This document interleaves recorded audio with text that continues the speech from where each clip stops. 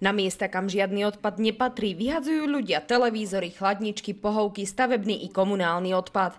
Raz je dôvodom ich pohodlnosť a nezodpovednosť, inokedy sa snažia ušetriť na poplatkoch za likvidáciu odpadu. Neodradí ich ani hrozba pokuty 650 eur, ktorá prekračuje väčšinu regionálnych zárobkov.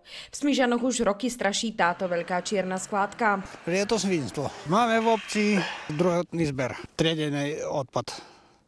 Papier, železo, plasty, sklo. Takže nechápem, prečo to niekto tu vyvezie.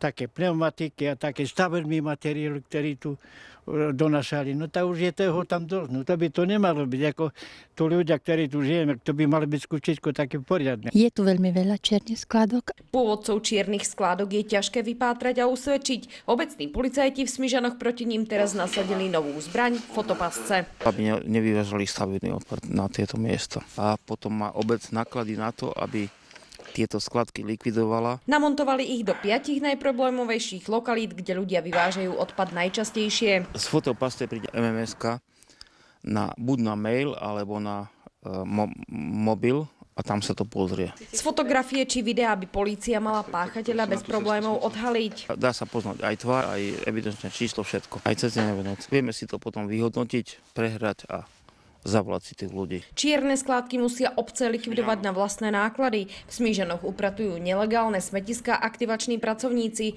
Ročne z čiernych skládok vyvezú približne 5 veľkoobjemových kontajnerov. Za vývoz kontajnerov a uskladnenie odpadu na skládke zaplatia za rok okolo 1400 eur.